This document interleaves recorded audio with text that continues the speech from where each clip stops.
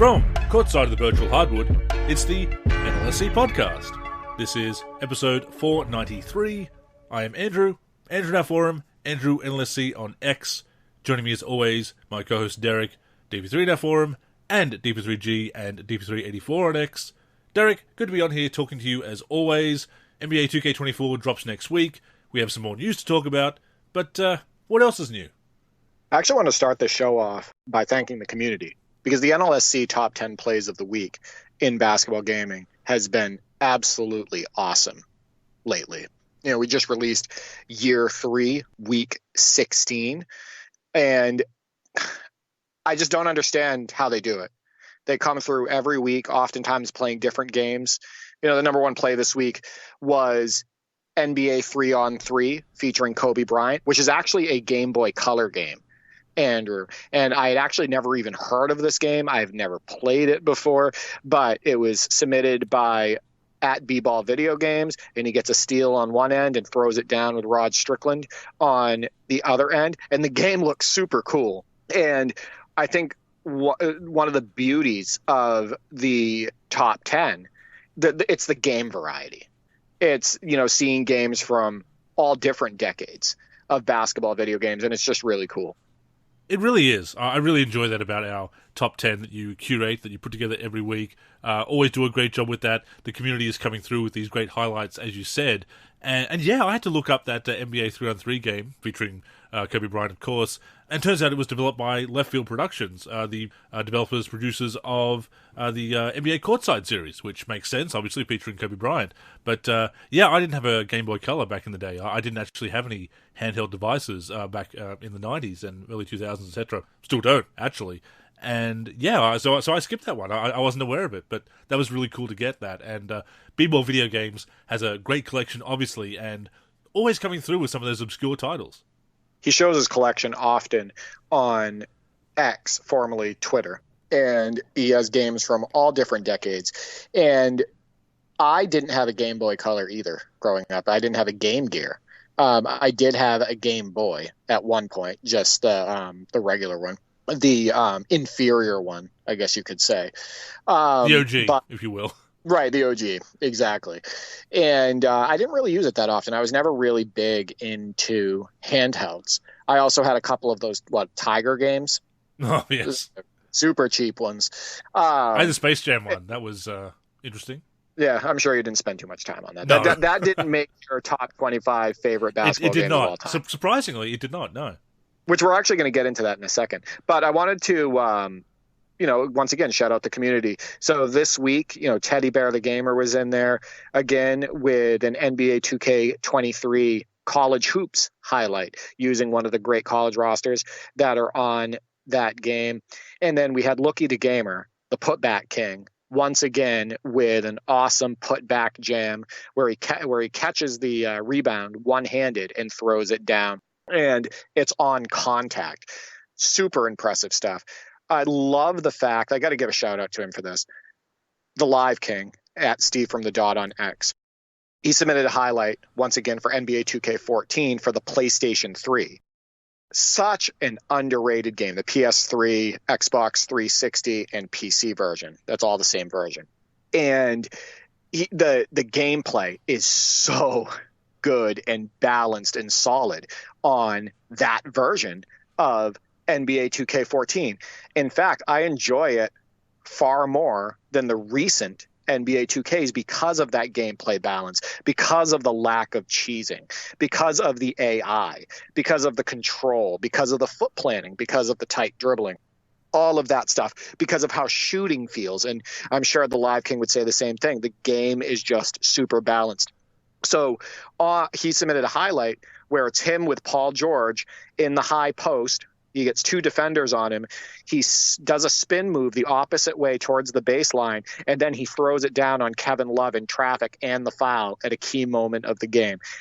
What an awesome highlight. But, shout out to you for playing the quote-unquote last-gen version of NBA 2K14, because that game kicks so much butt. And I think you would agree. I know you've spent a ton of time on NBA 2K14 for Xbox One, PS4, that version, and you're on year 6 of your MyCAREER. But both the PS3 version and the PS4 version rocks. Oh yeah, they continue to bring it with the prior gen PC version that year, and in some ways that version has some better features than the PS4 X1 version, which of course did lose a few features when it made that jump, and they changed to MyGM, of course, and that RPG oriented approach, which they fortunately backed off of, or brought in My League to have that sandbox experience again. But yeah, that 2K14 for PC is obviously huge in our community. The most modded, or certainly one of the most modded games we've had in our community. You'd have to go back to the heyday of NBA Live modding to really see another game that's had that many mods made for it. And of course, a lot of them now, unfortunately, have disappeared over the years, being hosted elsewhere or whatever. But yeah, still the biggest collection of mods we have is for 2K14. I personally believe it's the most modded basketball video game of all time. And the reason is because the tools that were made for it were elite. Between Red MC, the 2K X mod tool, the different trainers that were created. We had a Cyberface tutorial created by Razer, which got a lot more people into Cyberface making. You had the huge mods, the UBR, the URB, and all the different college mods. You had what was it, FIBA mods. So many different huge roster projects. True. Some of the biggest projects, I think, if nothing else, some of the biggest projects we've ever had in modding. Oh, absolutely. Historic and new too, right? Because there were people doing updated college mods. Definitely, for the new seasons. So it is wild, and that game is still being modded today. And it's being modded a decent amount. And then, for the top 10, let's get back to that. Chuck LA brings it pretty much every week with a Lakers highlight. And it's always something cool. It's like a Shaq block on one end and a Kobe dunk on the other. Sometimes it's from 2K15, sometimes 2K16, sometimes 2K23. He mixes it up, but he loves his Lakers. Hey, it's in his name, Chuck LA. And he's always doing something cool with Kobe, Eddie Jones, Shaq. There's a highlight he submitted to me where Rick Fox is getting way too high up, higher up than he ever got in real life, and he's throwing down an alley-oop jam with two hands. I'm going to try to get that in there in an upcoming top 10. But he brings it every week, and then we have At A Problem on X, and I think he also goes by Captain Crunch for his main handle, and he's been sending me a bunch of cool NBA 2K23 highlights, and most of them are of Kobe, but he also has Vince Carter, throwing it down on Tracy McGrady and then landing on him. That was his entry for this week, and it was awesome. I am so impressed with the consistency of the community and just the awesome things that they do on the virtual hardwood. People are really getting into it, and I'd like to think that you curating this top 10 and bringing it back and running it and not missing a week, as you haven't, which is so impressive, that it's getting people into the habit of recording their games. I mean, I know you've gotten me into the habit of recording whenever I play, so I like to think that you've had that impact on the community at large. And of course, you had that great highlight, that behind-the-back pass, all the way, almost a three-quarter court full behind-the-back pass to Dr. J for the dunk. And that was also a great highlight as well. Yeah, I love partaking in it as well. So do you. Yeah. Right? I have a folder for Andrew for all of his different highlights and whatnot. My brothers and we get into it. It really is a passion project. That's the way I look at it, because I've always loved creating highlights in basketball video games, and now I get to display those for the world, right? That's something we dreamed of when we were little, Andrew. Sure. Both of us. It's like something happens on the virtual hardwood, and it's like, man, I wish somebody could have seen that. So now we get to put it out on the NLSC YouTube, whether it be in the top 10 or just a standard gameplay video, etc. So it is an awesome feeling being able to do that. But the top 10 really it's a community initiative. And without the community, the top 10 wouldn't exist. So again, thank all of you for all of your submissions week in and week out, tuning in, supporting each other. You always see Rel House and Bucky T and Sweet Jones OTF in the comments on X, talking about the plays and showing GIFs and all that stuff. Teddy Bear the Gamer does the same thing. You guys support each other, you support the content, and that's why it's awesome. But Andrew, Now we got to get to your top 25 favorite video games of all time article that you wrote for the NLSC, and that article is out there now. I want to pick your brain on this. We do agree on some of your top games, as far as like there's some of my favorites as well. But your number one favorite basketball video game of all time is one that I've been playing quite a bit recently, NBA Live 06 for the PC. Mm-hmm. And I want you to tell our audience why that is your favorite basketball video game of all time. I mean, I've spent countless hours with that game, both playing and modding it. It is as fun to mod as it is to play, I would say.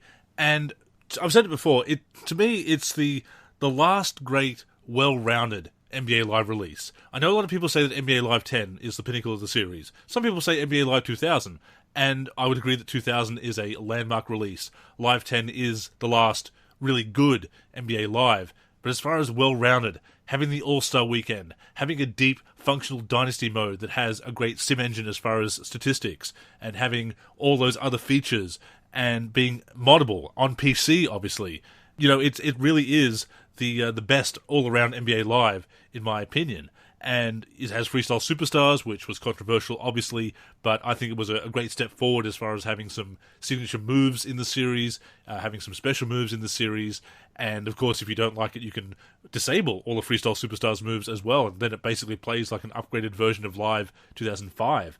2005 is a great game as well. It's also there in my top 25, obviously, but it did have some problems with the fast break logic, as you know, players stopping after the catch. They did fix the fast breaks in Live 06, just flows a little bit better, in my opinion.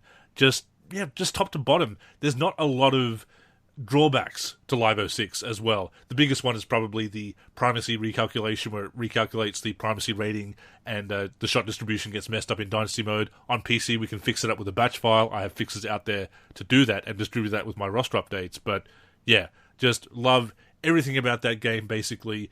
Moddable, so playable, holds up all these years later. I'm tempted to make some more mods for it because it is such an awesome game. So my brother and I have been having a blast with it. Yeah. You saw the highlights that I posted on X, and I also posted it in the Discord, and I got to get some of those up on the YouTube because I think they're awesome. One thing that Freestyle Superstars absolutely did for the NBA Live series at the time is it gave the game more animation variety. Mm. Right. And I think it was sorely needing that. I think it was sorely needing more signature style, more variety in the animations, whether it be the dunks, the contact dunks, whether it be outside shooting, shots on the move, stuff like that, and, or block animations, etc. And I think that Freestyle Superstars was a great addition to the game because it did add all of those animations. And it also gave you the feeling that you're actually using a superstar and players didn't just kind of run together, right? They were able to be separated, and then you wanted to use the superstar. You wanted to use the star. You wanted to use the guy that was a great passer in real life because now he has those fancy passes in the game, like if he has the freestyle passer, etc. So I think that I definitely agree with that. That game improved in a lot of ways, actually, over NBA Live 2005.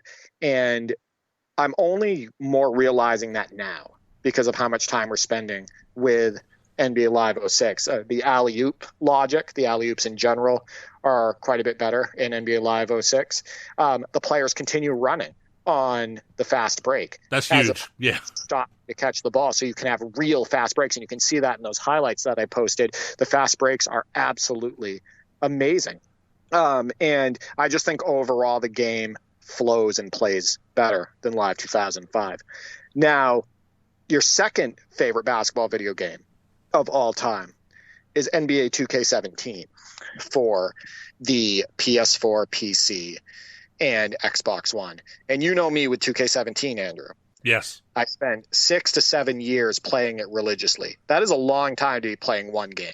And my brothers and I were playing it against each other on the same team. I was playing it against the computer. We were playing it constantly. We modded it. I had 3 really big roster mod releases for the PC for that game. So many good things to say about it, but it's not my list, Andrew. It's your list. So tell us your favorite things about NBA 2K17 and why it's number 2.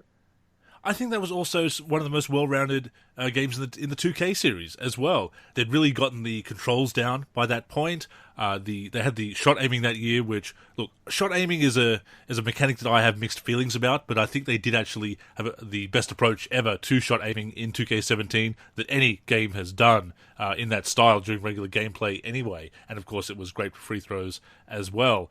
I mean, it had the online modes were probably the best they've been. There hasn't been. They certainly haven't reached that level again in the years since with the changes they've made to the online scene. 500 games of Pro-Am that I played that year with NLSC Thrillho shows you how often I was jumping on the sticks.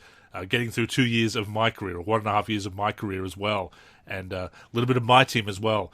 And I've gone back in years since and played the regular team control 5v5 mode, whatever you want to call it, just regular gameplay, not player-locked gameplay, and had a blast with that as well. Used your mods on PC, and they are fantastic and breathe new life into an already awesome game.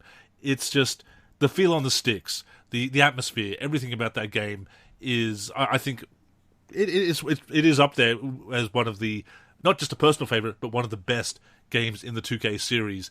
And we've talked about 2K18 being a turning point. And yes, there have been games since then that have gotten the series back on track after 2K18. But 2K17, I do feel that you could call that the peak of the series. So NBA 2K17 was the last game in the old motion system. The motion system that you and I thoroughly enjoyed. Right, from NBA 2K16, 17, 2K15, et cetera. It still had a lot of elements that were in NBA 2K14, which we love that game, et cetera. I think that they got the most out of that motion system with that game. The shooting was, in my opinion, maybe the best in the entire series, the best in 2K history. I agree with you as far as with the shot aiming. I love how dribbling feels. I think they cleaned it up. It's a lot more reactive in comparison to NBA 2K16. While they did take out 3 of the size up options, just the dribbling is tighter and it feels great to explode and do moves and whatnot. You just have more control overall. I think the post game, we've talked about it before, is just so good. In NBA 2K17, you can get in the mid-range, do step backs. It's just, and playing defense, right? The foot planning is unbelievable in 2K17. The foot planning also is some of the best in the 2K series. So as far as going side to side laterally on defense, being able to stop on a dime and change directions. I think that, the steal mechanics don't feel canned. The block mechanics don't feel canned, et cetera. Like playing defense and playing offense on NBA 2K17 is fun. Very balanced. Yeah. It's very balanced, and that's why I like that game. And like you said, it was also the last game in the 2K series where you could seriously say that they were being fair to the gamer, right? Definitely. It wasn't even close to as pushy as 2K18. 2K18 is when they really ramped it up, and it didn't have all the same gambling mechanics and everything. It was just more fair to the gamer overall. So now let's get to the third game on your top 25 list, NBA Live 2004. And you and I have revisited this a few times actually together, whether it was against each other using a 95-96 mod or on the same team using the default rosters, etc. And I've connected with the community on this game. I connected with Nate Stasho, NBA Live 01 legend, a couple times on it. That game got a ton of play also when it was the newest game back in the early 2000s by me and my brothers. My brother Nick and I, we finished a whole legend season on that game. And my brothers and I were constantly doing fantasy drafts. And, we created so many video game legends from NBA Live 2004. So I see why it's so high on your list. So why don't you tell our listeners, Andrew, why NBA Live 2004 for the PS2 is your third favorite basketball video game of all time? So I've warmed up to Live 2003. I've had a lot of mixed feelings about NBA Live 2003 over the years because it was leading in that arcade direction. The big booming blocks, the smashing sound effects on the dunks, the being able to just rocket dunk pretty much at will. That more arcade direction, or that arcade sim hybrid, is something that I've had mixed feelings about with Live 2003, but I have warmed up to it. That being said, it's not my preferred direction, my preferred style for the NBA Live series. And that's something that I realized towards the end of its cycle, that as much as I tried to make the most of it, I wasn't enjoying it as much as I hoped, because it wasn't as sim as I wanted. And then Live 2004 came out, and it's not often that a game with the annual releases is pretty much everything you want it to be in the space of a year. Changing that style of gameplay, bringing in gameplay sliders, revamping franchise into Dynasty mode, and having the Dynasty mode cutscenes for the first and only time, still having the legends there, Michael Jordan's last official appearance in the NBA Live series, being very moddable on PC, obviously, and having the original custom art style, which allowed us so much flexibility with the mods we were making. And I had that really memorable Bulls Dynasty, albeit on the PS2 version, because that was the version that came out before the PC release, so I got stuck in that Dynasty and was mostly playing that Dynasty on PS2 that year. Yeah, just again, like Live 06, everything about it I enjoyed so much, and the fact that it was such an improvement across the board in pretty much every way, except arguably graphics, over 2003 was, just so welcome, just made it an instant favorite for me. And of course they brought in the 10-man freestyle that year, that new motion system and new physics system, and I just enjoyed the feel of that game so much. No longer having those players bump into each other like they're tin cans, actually having some semblance of ragdoll physics. A very primitive form of it, nevertheless. But yeah, everything about 2004 satisfied me, basically, when I got it. Yeah, I can agree with all of those points. The tin can mechanics in NBA Live 2003, where bodies are just falling everywhere, the lack of two-man animations in that game, and just the overall pace that you couldn't adjust because there was no game speed slider, right? So it was just hectic, crazy, arcade-style action all the time. Now, I will say this. I have a lot of fun with NBA Live 2003. I think the post-game is fun. I think that the fast pace can be fun as long as you're looking at it and playing the game, through the right lens, etc.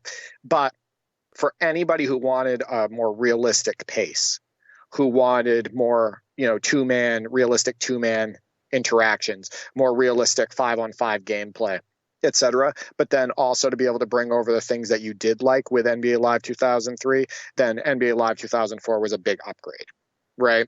So we definitely spent more time overall with Live 2004 over Live 2003. So we're not going to go through all 25 of Andrew's favorite basketball video games of all time, even though I know you could probably listen to him talk about them all day. We're going to do his top 5, and then you can read the article for the rest. So, Andrew, your 4th favorite basketball video game of all time, NBA 2K14 for PS4. Once again, this is a game that I've been spending a ton of time on recently. I spent a ton of time on it back in the day. I spent a ton of time on the PC version, as you know, and modded it. Had multiple seasons on that game, etc. And I know that you're on season 6 of your MyCAREER for that game, so you really got to love it. So I know our audience has heard some of your praise before about this game, but why don't you give a summary of why you love NBA 2K14 for the PS4?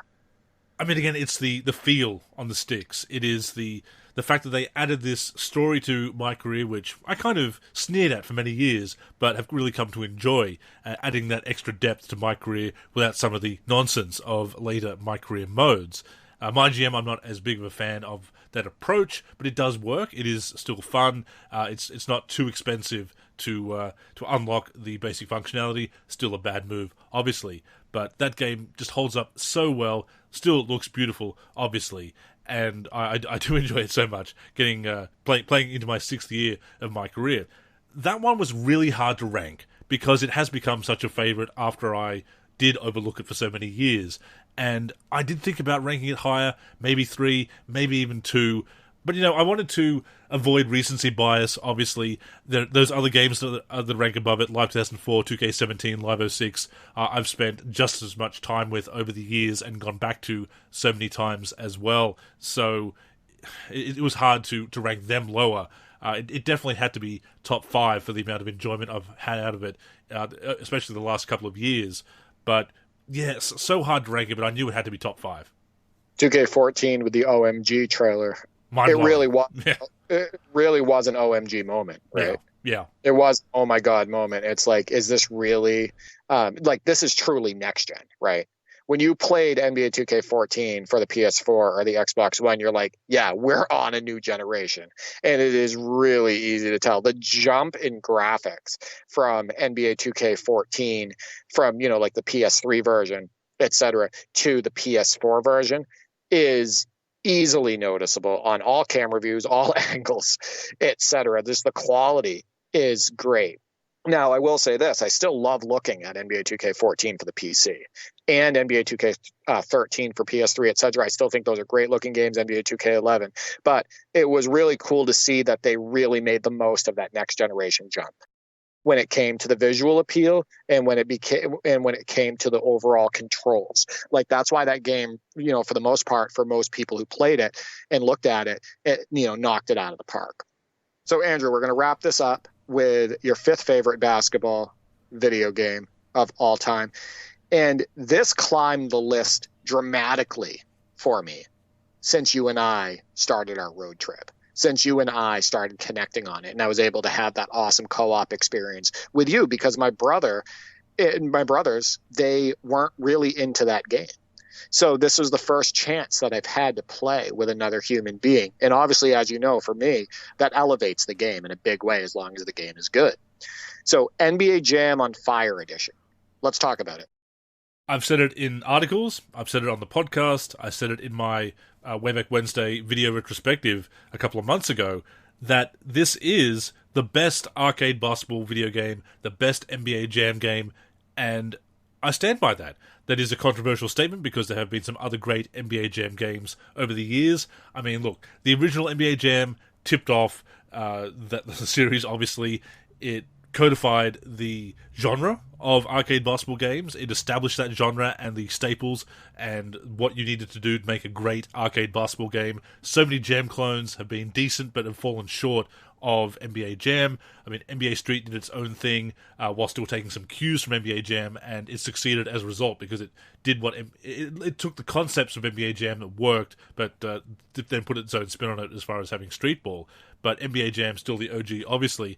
NBA Jam Tournament Edition, for many years my favorite in the series, improving on the original with the numerical ratings, with the expanded rosters, with some of the other gameplay enhancements, tag mode, for example. And look, Jam 2010 was a worthy reboot as well. But on Fire Edition, bringing in the Relay Eye tech, bringing in Road Trip, that expanded campaign mode that is fun, that is fresh, that you can jump around in and not be locked to a team and locked to a structure as such.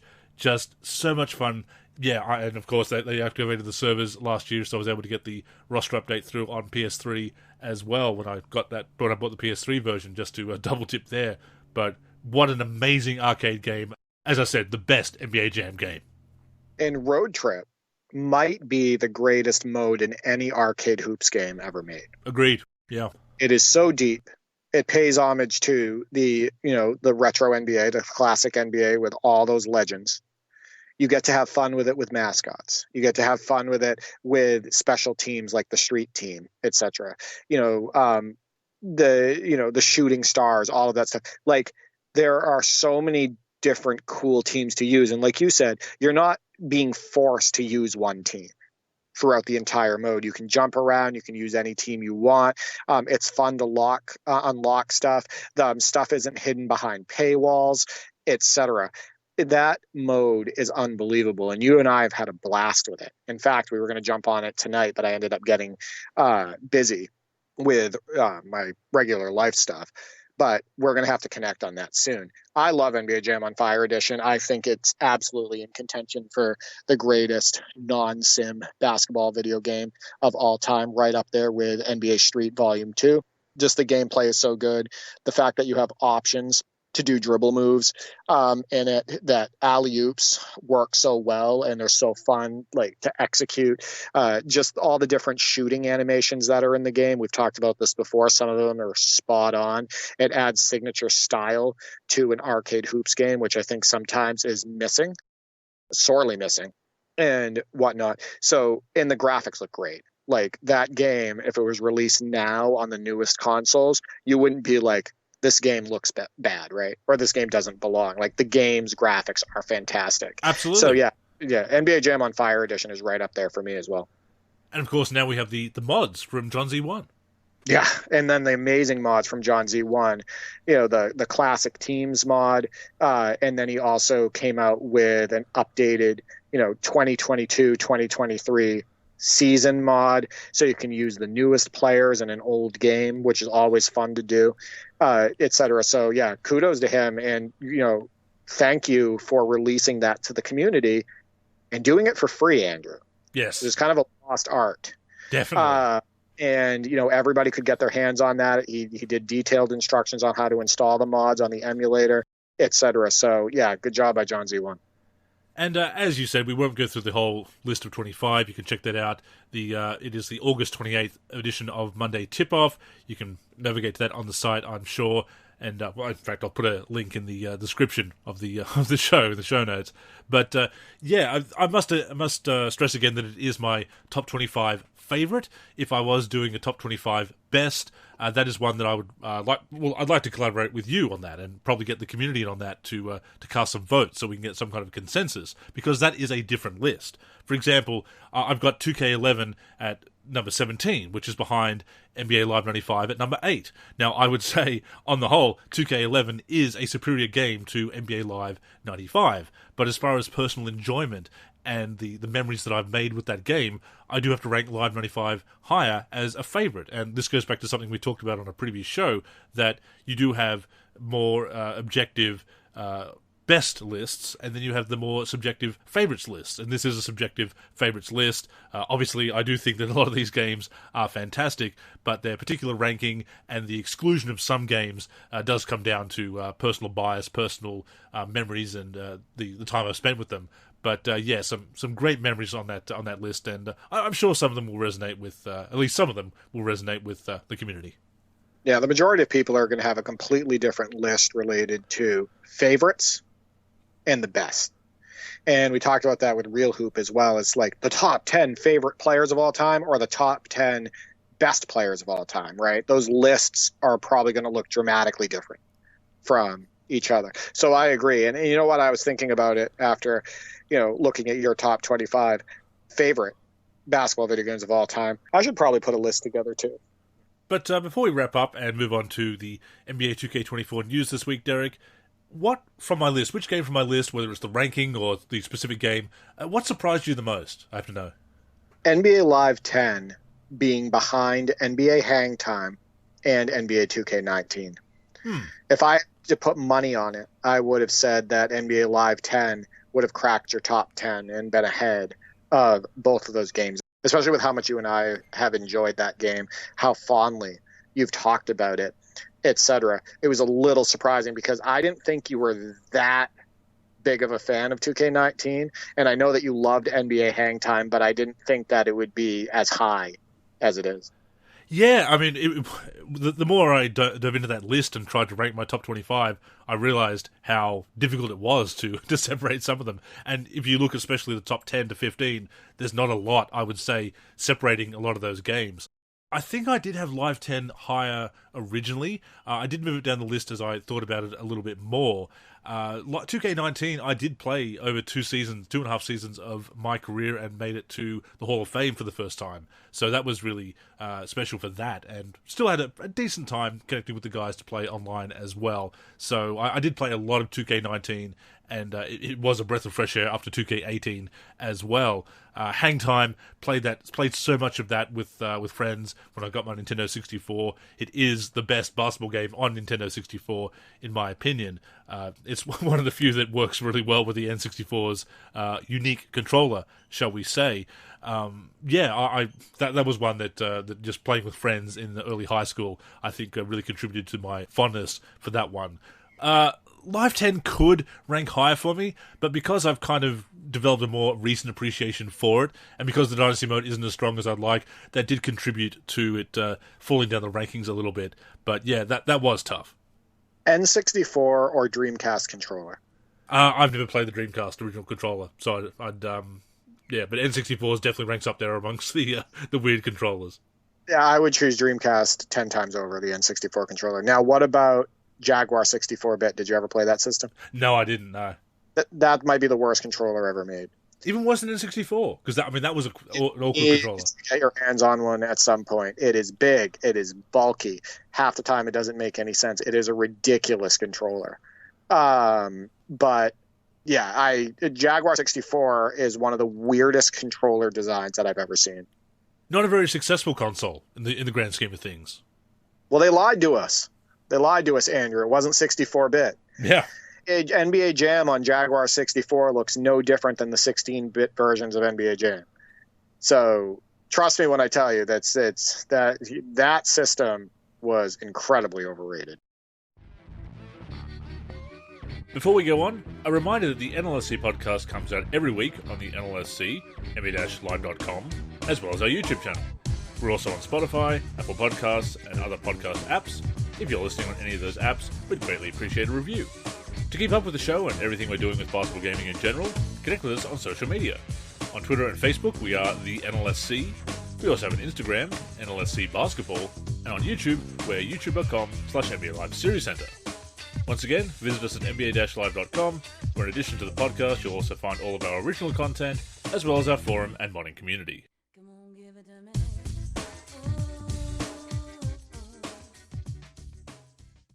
So, Derek, NBA 2K24 drops next week. That seems like it's come up very quickly. But this is what happens when we have such an abbreviated preview season.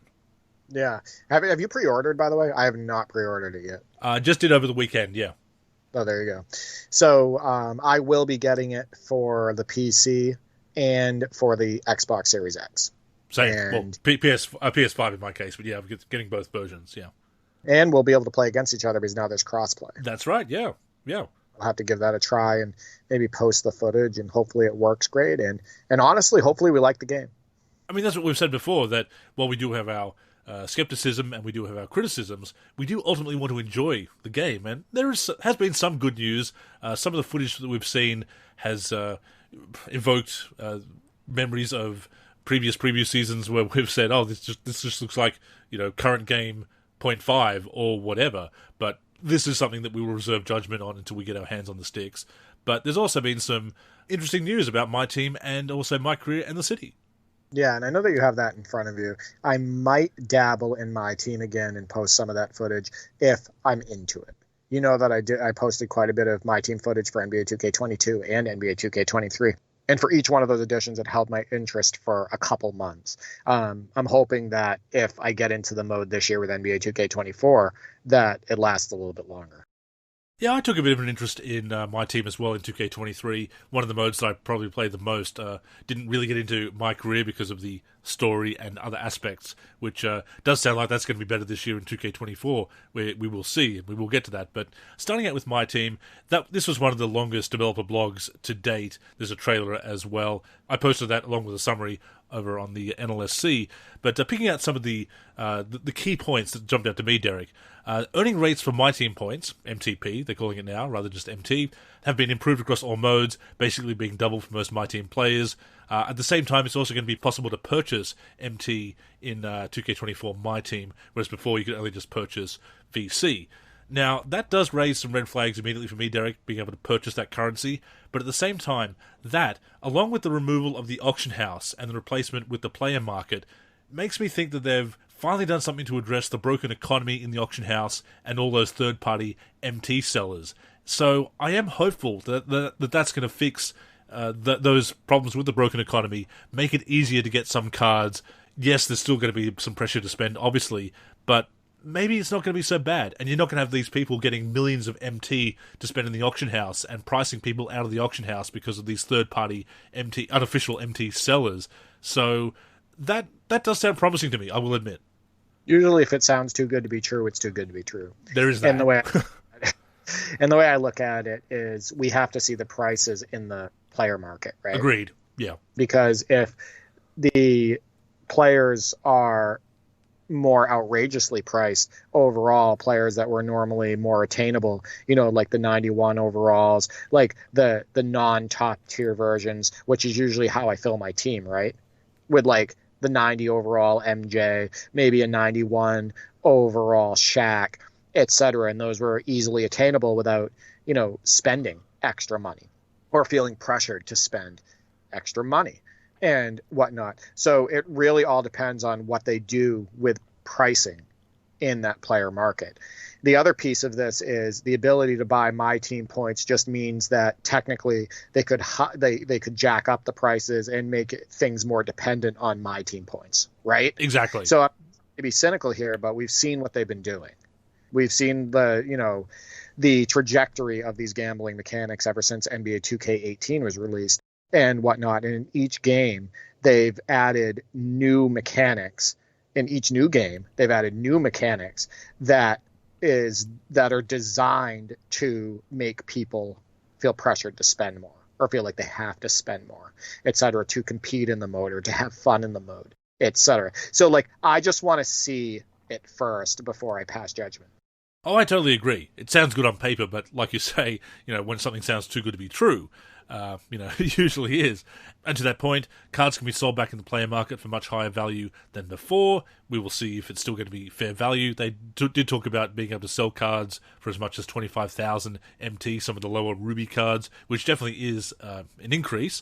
At the same time, cards will begin to drop in value 3 weeks after they're released. Duplicates of unsellable cards will have similar value to previous iterations of MyTEAM, and of course the free agent cards used to sell for a whole grand total of 1 MT, so that's not really promising there unless they've actually upped that a little bit to be a bit fairer. But they've also said there's going to be better odds of pulling rarer cards in the pack market, also more packs that offer guaranteed pulls, including equal chance and option packs. Again, sounds good on paper, like the sound of it, but let's see what those better odds amount to. And of course, that is trying to get people to spend because, we got better odds. You definitely have a better chance of pulling a rarer card, Derek, so maybe you do want to spend. That is the goal there. Meanwhile, I will probably get on the game and pull 7 duplicates of Chet Walker.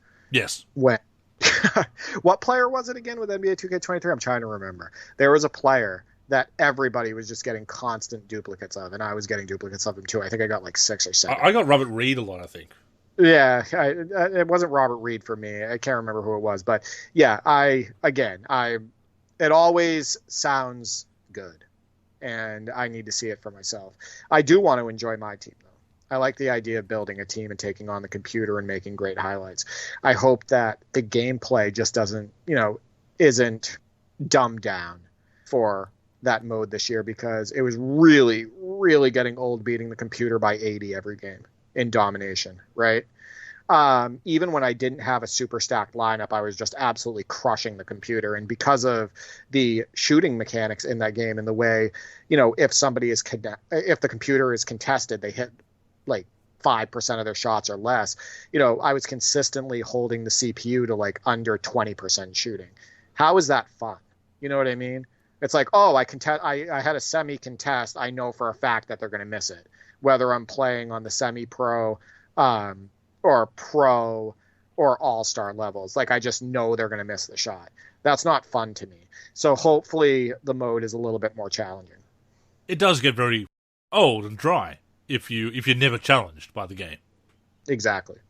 So as previously noted, season progression is shared between MyTEAM and MyCAREER, so whatever you do in either mode is going to count towards your season progress, and you get rewards at each level. We've talked about the season passes before. Obviously, they are a thing in both modes, but there is the free pass as well, the basic rewards, 40 levels worth of those, 80 rewards, 2 per level, 1 for MyCAREER, 1 for MyTEAM. Cross progression between consoles in the same family returns, so if you do have both versions, say PS4 and PS5 and Xbox One and Xbox Series XS, you can share progression through both versions. That also includes season progression, but the rewards can only be earned once per level, so you can't double up by playing both versions. You can use it to progress faster, but you can't get 2 copies of each reward. The tokens are now going to be seasonal. They will expire, as will the double XP coins. XP is earned simply by playing games, so they've reworked the agendas. There are dynamic goals that when you get players, you get these other goals to shoot for to get extra season XP, progress a little bit faster, but we don't have those same agendas like assign a shoe or assign a badge, things like that. So that sounds like it might be a little bit better as well. So just a couple of other notes about MyTEAM and something about MyCAREER and the city as well. The starter kit in MyTEAM is going to be your chosen team this year, whichever team you choose. It's going to include their uniforms, court logo, and players from the NBA Series 1 cards from their lineup. I do like the sound of that, Derek. If you want to have, say, the Bulls like I do, or the Celtics as you probably do, that you can get their branding right out of the box. I do like that idea, rather than just getting a random selection of whatever and then having to, in the past, use the auction house or now the new player market to get that. So at least now you've got your favorite team's branding out of the box with the starter kit. There's going to be some new prizes, shattered prizes. Multiple lineups can be saved for the triple threat and clutch time modes, in addition to the 5v5 modes. That the regular 5v5 modes, like Domination, I should say, that's a good move. Shoe cards, you no longer have to build the shoes. They have random boosts automatically applied, and you can overwrite them if you wish. Collector level rewards are back. There's the new salary cap mode for online play, and some quality of life improvements, including a more simplified menu. So no, I appreciate what they're going for there, but yeah, it does come down to quality of gameplay. So Andrew, you didn't like the footage where somebody would have a Clippers logo, a Thunder court, and Rockets jerseys? I mean, if you want to go that way, it's fun. You can definitely do that, but I like having the I like that being a choice rather than that being thrust upon you, if you will.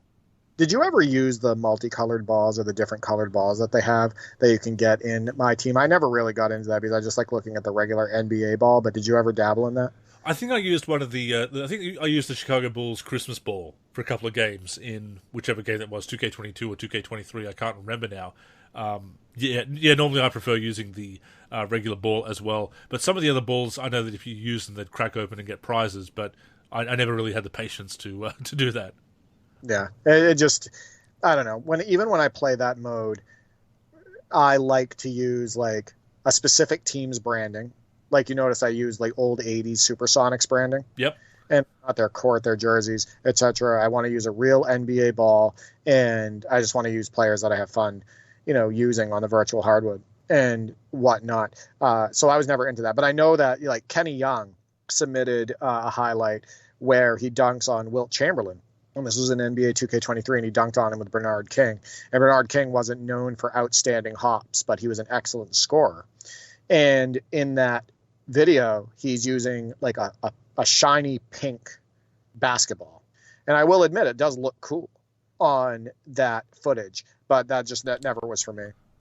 And a couple of interesting notes about MyCAREER and the city.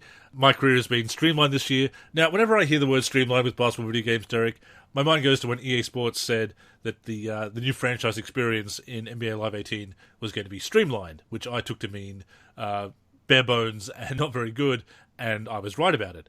But from the sounds of things, this is a better approach to a streamlined MyCAREER mode. It sounds like they're going to focus on basketball again. Imagine that, focusing on basketball in a basketball video game, but the goal of the mode is not to be a fashion icon or all this off-court stuff. It's going to be about being the greatest of all time, getting to the Hall of Fame, as is traditional in going back in the old MyCAREER modes that I do enjoy, like 2K14, obviously.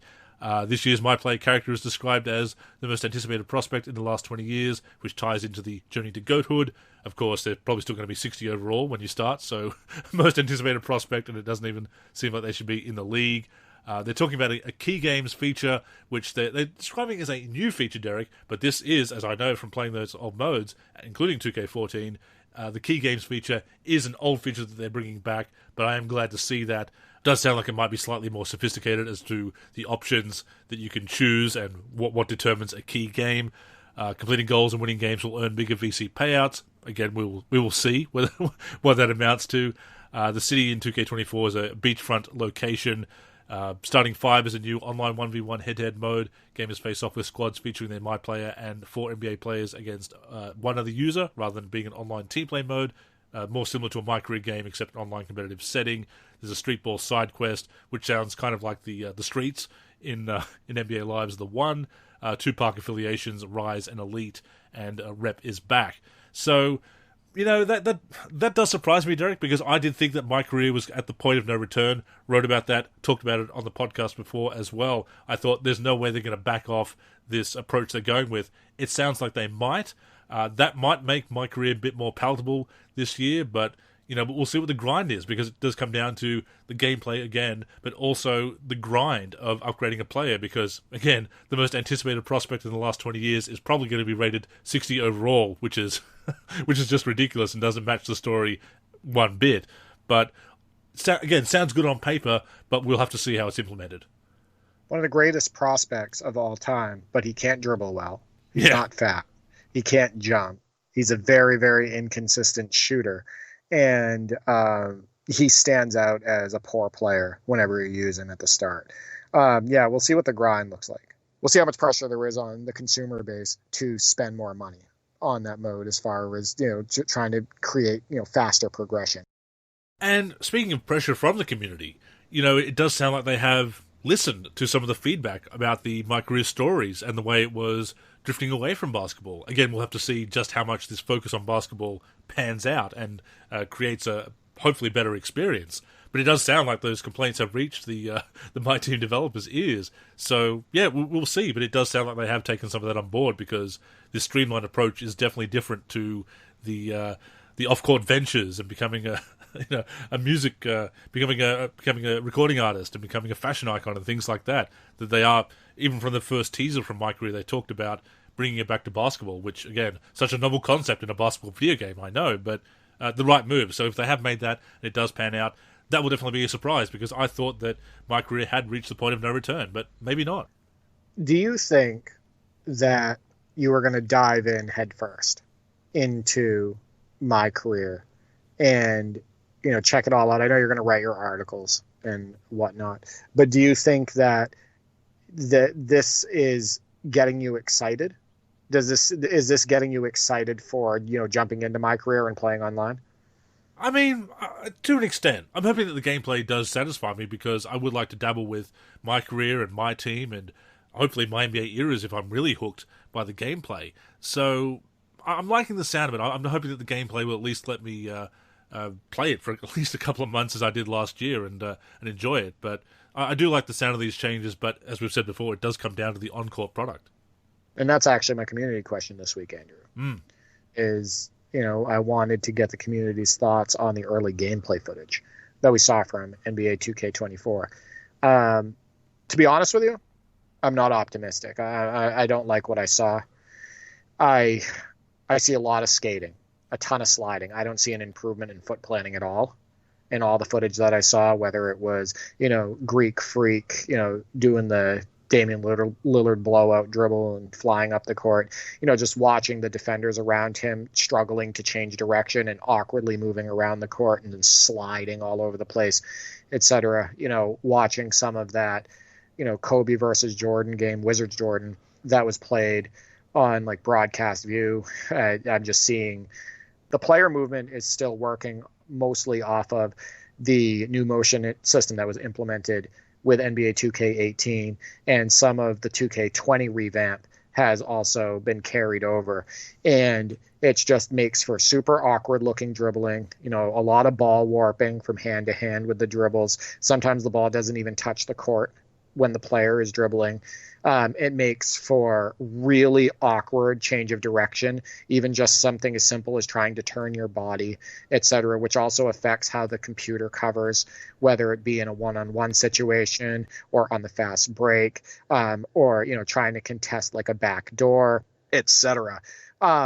Just the player movement is super awkward still going by those gameplay videos that I saw. Foot planning is still poor, so I'm not optimistic. What people need to understand is that it affects all aspects of the gameplay, the player movement piece. And it's whether you're playing against another human, whether you're playing against the computer, etc. And if you didn't like the way that NBA 2K23 or NBA 2K22 felt overall, and you had issues with that player movement, you might still have a big issue with NBA 2K24. Yeah, I mean, it's not just nitpicking, oh, that doesn't look great. It's knowing that those moments on the court, the skating, the sliding, the snapping into place, the ball warping, etc., that is going to affect the action beyond simply, oh, it doesn't look right.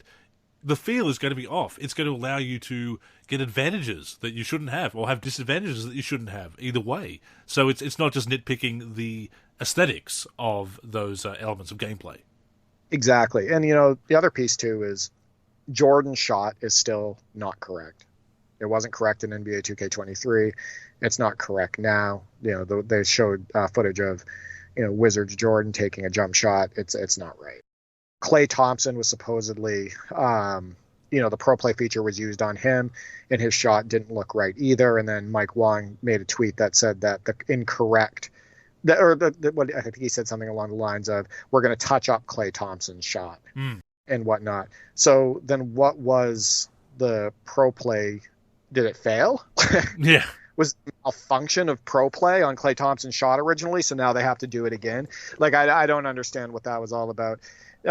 Mike Wong also stated that on that Greek Freak video that he was mistakenly assigned the Damian Lillard dribble blowout, and that they were going to fix that before the release. He said that mechanic was assigned to Greek Freak in the Community Day build. So they had a special build of NBA 2K24 for Community Day. So it seems like there were, a lot of misassignments in that possibly. And that doesn't bode well for the release of the game, in my opinion, because Community Day just recently happened, Andrew. Yep. And we know about all the copy paste jobs and poor signature assignments and creations, etc., for all the classic teams, and whether it be the all-time teams or the regular classic teams, and then obviously that filters over into MyTEAM, etc., and then obviously the NBA Errors rosters. So I'm not optimistic that we're also going to see improvement accuracy-wise for the retro content. And I know it sounds to the community probably like I'm being negative. No, I'm just being honest. And the other piece of that is what has history told us, right? So I don't really have a reason to be optimistic at this point when it comes to NBA 2K24. No, I absolutely agree. I'm going to remain open-minded, reserve judgment until I get my hands on the sticks and see whether I can enjoy it for what it is, whether some slighter tweaks will improve the gameplay in modes that they can be adjusted for, like My NBA Eras or just exhibition play, etc. But yeah, there's definitely a lot of familiarity with that footage. So it's, as you say, it doesn't bode well if you didn't like the feel of 2K21, 2K22, 2K23, then there's a good chance that 2K24 is not going to be that huge jump forward. We will see, and we'll definitely give our honest opinions on that, and despite our skepticism, we will certainly keep an open mind about it. So let's get to the responses to the question you put out there about how people are feeling about the gameplay footage. And Trent, at Cystic_Jedi, says, "I've been avoiding for the most part because I want it to be more of a surprise. I did that with MLB The Show 23 and Madden 24, and I found I'm enjoying them a lot more than I have been recently. So I'm hoping it will mean the same for 2K24. And that's an interesting approach, I think, Derek, to not let some of the previews perhaps taint your opinion before release. I mean, obviously there is a value in being informed and kind of looking at those previews, but at the same time, just saying, okay, well, I'm going to get the game anyway. I budget for it every year, and I'm going to get it. So let's just see how I feel about it when it comes out." I feel like Trent is kind of old school, and that's kind of the way we experienced video games growing up, you and I, is you would see a commercial here and there for a game, right? Like NBA Live 2004, and that's how you'd get like a little bit of gameplay footage, etc. Or if there was like an early demo released or something like that. But you didn't have like these teasers online, and the height of social media and the height of sharing and the quote unquote leaks and all of that stuff, and then the sporadic gameplay features, whether it's like on YouTube, etc. So like I think he's a little old school with that mindset, and I actually appreciate it, so that's cool. And Steve, the Live King, says pretty much the same gameplay. Pro play should be used to improve overall movement, not just signature animations. Gameplay also looked different based on whoever was playing. Some you could see the improvements, others made the game look worse than 2K23. We've talked about that before, Derek. The game in the wrong hands, even a great game in the wrong hands, can look like garbage. Most early gameplay footage, and even like day one gameplay footage, etc., like I struggle to watch it. It's just most of the time it's poor quality. The person that's controlling the ball handler controlling the player on defense, I don't think they know how they play in real life, and sometimes they don't have a good grasp of how basketball works and everything, and oftentimes they're just dribble spamming behind the 3-point line, and it looks ridiculous, etc. They're not playing defense properly. So yeah, definitely sometimes it does matter who's playing the game as far as how good the game looks. I agree with him as far as like sometimes the footage even looks worse than 2K23. Some of the gameplay footage that I saw, it made the bursting off of dribbles look even more unrealistic, I would say. Like the flying up court and whatnot. Sometimes the defense looked worse in some of that footage. I felt like the players were even having a harder time turning their bodies and adjusting to the action on the court. So, yeah, I agree with you there. And Sticky Fingers, who is, of course, working on a great 2010 season mod for NBA 2K16, you can follow him on X and in the forum for updates on that, says, like I wrote on another post, Pro Play seems to have been implemented in a rushed way. The game seems to switch between classic sliding animations and Pro Play with a mediocre overall result. And I think that touches on something that you said about the changes in direction. I'm not seeing the advantage yet. I'm not seeing the advantage of Pro Play yet. I don't know how they're going to implement it and make it look good when the motion system itself has so many issues, right? I think that it could make moments look smooth, and then it just looks awkward because the rest of the game is not. And the rest of the game does not feel smooth. So, I agree with Sticky Fingers there. And, yeah, good job with that 2K16 09-10 roster. And Jar Smoke Chess 81 says, 2K24 still resembles arcade to me. Something about this new-gen engine just doesn't represent the feel of real basketball, although there are some nice plays from time to time. In some ways, new-gen 2K is the worst of the series. NBA 2K18 feels even more realistic. So that's some strong words there. 2K, when you feel 2K18 is better than current gen or new gen, whatever you want to say. Yeah, no, I see what he's saying though. I think that ever since 2K18, the games just haven't felt the same. I think that all the player movement issues that I mentioned were seldom present or not present at all in the old motion system in some of our favorite games like NBA 2K16, 2K17, 2K14. Etc. So I absolutely 100% see where he's coming from, and I agree. And Phil Lime 2002 says, was it me or is gameplay faster on the early footage? Talking about Giannis, who seemed faster, I hope they get his animations right since he has Lillard's, and the skating on defense. Plus, Bulldozer badge can cause havoc.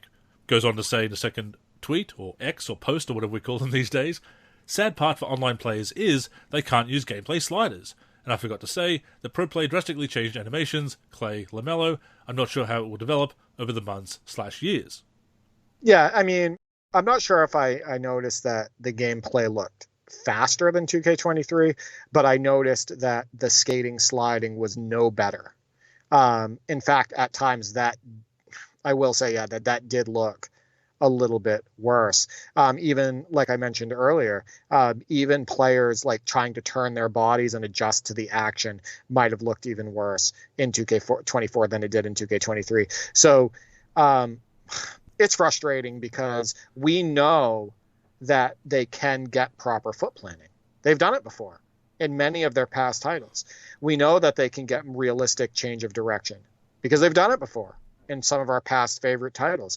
Even something as simple as a player, pivoting or turning his body or changing directions. We know that they've been able to make that look and feel good before in games like NBA 2K17 and 2K16 and whatnot. So it is frustrating to see the newest releases all these years later not be able to get it even close to right.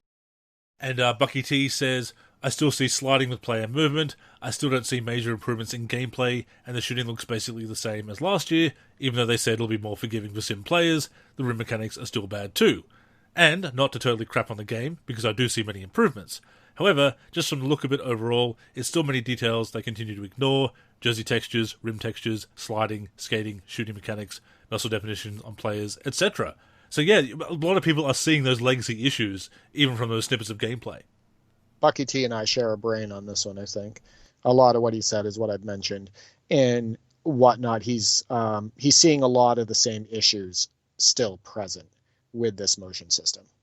And one last response from X before we head over to the NLSC Discord. Sweet Jones _OTF, big perk of course, says, I truly like the dribbling and that defensive gameplay. I just hope it doesn't get patched. It reminds me of 2K19, 2K20-ish with a step back move. Lord have mercy. And that's a big thing, obviously, post-release, when they listen to the cheeses or seem to cave to the cheeses and make these changes to gameplay, these tweaks or these patches, make these tweaks in the tuning updates or the official patches, that even if it feels good at launch, it doesn't always stay that way. Yeah, I think patching can often hurt a game, and we've seen it happen in both the EA Sports games and 2K games. And we saw patches hurt 2K17. We saw patches hurt NBA Live 19. It hurt the shooting in a big way in NBA Live 19. We saw patches to how steel mechanics work in the recent 2Ks that kind of hurt that experience as well, and then it turned into more of like a press steel to foul situation, which you and I hate. So yeah, there definitely patches are often troubling, and it is something to worry about. And you do have to wonder about how much of it is a vocal minority. Dazar put out a tweet this past week asking what percentage of the community do you think are actually competitive gamers? Because sometimes listening to those competitive elite gamers or elitist gamers is what results in these undesirable changes and this move away from sim. So you don't want to cater to that vocal minority. Yeah, please say elitist gamers. It's the mindset. It's not that they, I've seen the gameplay footage, folks. Let's pump the brakes on the whole elite gaming or gamer thing. And finally, from the NLSC Discord, Juicy Shack Meat says, the Pro Play feature isn't as mind-blowing as I expected. It was evident for me through the little things/motions by the players. What did catch my attention, though, is a new scoreboard that reminds me of the PS3, Xbox 360 era of Live 06 to 10.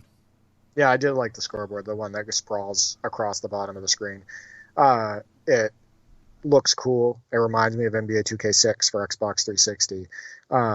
And yeah, I think that they were in sore need of a scoreboard change, and I think it looks good.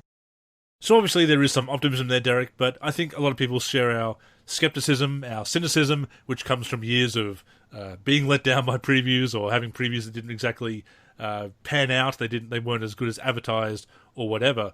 But we will enter 2K24 with an open mind. By our next show, 2K24 will be out on both on all platforms. So we will have played both versions, and we'll have our initial impressions for you next week.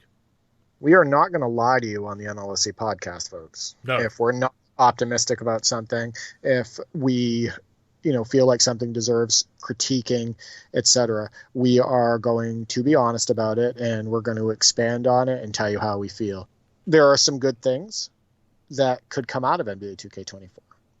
I could still have my Legend season with my brother. We could have fun with the co-op thing. I could, share a bunch of highlights, upload YouTube videos, maybe get into MyTEAM, and I could get my money's worth again, like I did with NBA 2K23, right? So we're not trying to be negative, but we also want basketball video games to be enjoyed by the majority of the consumer base, and then also the games to be fair to the consumer base. So we will talk about that consistently on the show. Absolutely. And thank you to everybody who responded to Derek's prompt and responds so enthusiastically to all of the prompts we put out each and every week. And of course, the contributions to the NLC Top 10 and the comments we've been getting on the YouTube channel for the podcast and our other videos. We just really appreciate the interaction with our content. And we're going to bring it to you and be honest, Derek, and enjoy basketball gaming. Yeah, we love doing the show. We love interacting with the community. We love your highlights. We try to follow, your YouTube channels and, the footage that you post on X, etc. So, yeah, thanks for being a part of the NLSC. And if the shoelace physics in 2K24 are disappointing, you can be guaranteed that there's going to be a half-hour rant on the next show about it. Only by Andrew, because I could care less. That's a fair call. But with that being said, that has brought us to the end of this week's show. As always, we thank you for tuning in and invite you to join us again next weweek, either on the NLSC, nb-live.com, our YouTube channel, or your podcast app of choice. In the meantime, please connect with us on social media. That's where you can get in touch with us. And of course, stay up to date with all of our content. So Derek, go ahead and plug the handles. You can find me on X at D43G and at D4384. Also on YouTube, D43, and on the NLSC, D43. I am Andrew in the forum and Andrew NLSC on X. The NLSC is on X and Facebook at the NLSC. We're also NLSC Basketball on Instagram and Threads. We're on YouTube at youtube.com/NBA Live Series Center. And of course, give a look to the NLSC itself, NBA-live.com, for everything we do for basketball video games. So, thank you once again for tuning in, and until next time, I'm Andrew. And I'm Derek. Go get buckets, everyone.